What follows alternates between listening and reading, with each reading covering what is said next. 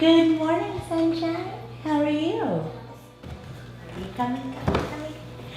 How are you? Mwah. I love you. Is it gonna be an awesome day at school today? You gonna have an awesome day?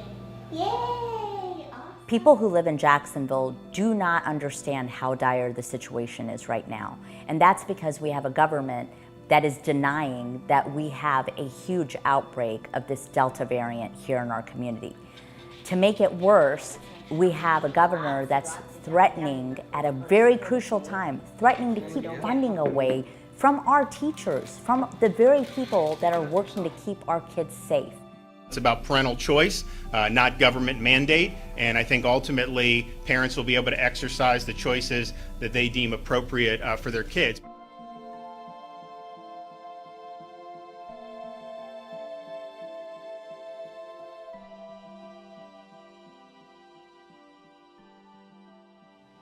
Last year, there was a mandate, and we had no issues. We had no political debate about whether or not the district should mandate masks.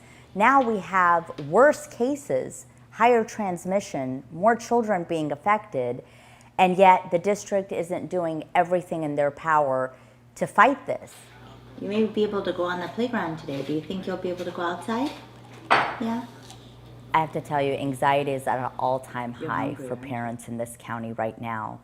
They feel like no matter what they're doing, they're not making the right decision. Parents who are keeping their kids home feel guilty.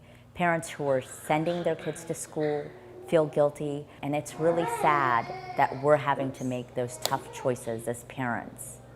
Did you put it on upside down? No. What we need the district to say to parents and kids is, we've got your back. And we understand that they feel that their hands are tied, but we've seen other districts in our state stand up and do the right thing and say, there isn't a price on one life, and that's the stance that our district should be taking. I certainly empathize with parents that feel like we haven't gone far enough. Lots of those people have reached out to us, hundreds of emails, and my response to them is that we are trying to do the best we can given the executive order that's been issued by the governor.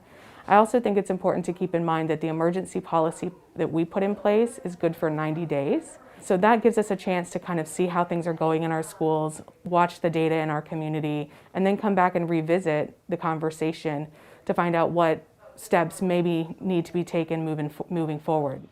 Let's wait till we pull up and then I can buckle, okay? Yeah, just sit there for a second, okay? Is this my mask, Mommy? Yes, it is. Oh. Do you remember why we wear the mask? When we have children that are opting out, what you're doing is you're taking that wall of protection out for the classroom. So anytime any of those children are exposed, anytime any of those children test positive, there is a greater likelihood that they are going to spread it to other children and other staff. And so what's going to happen is we're going to have classrooms having to quarantine. We're going to have parents staying home with their kids because they can't go to school.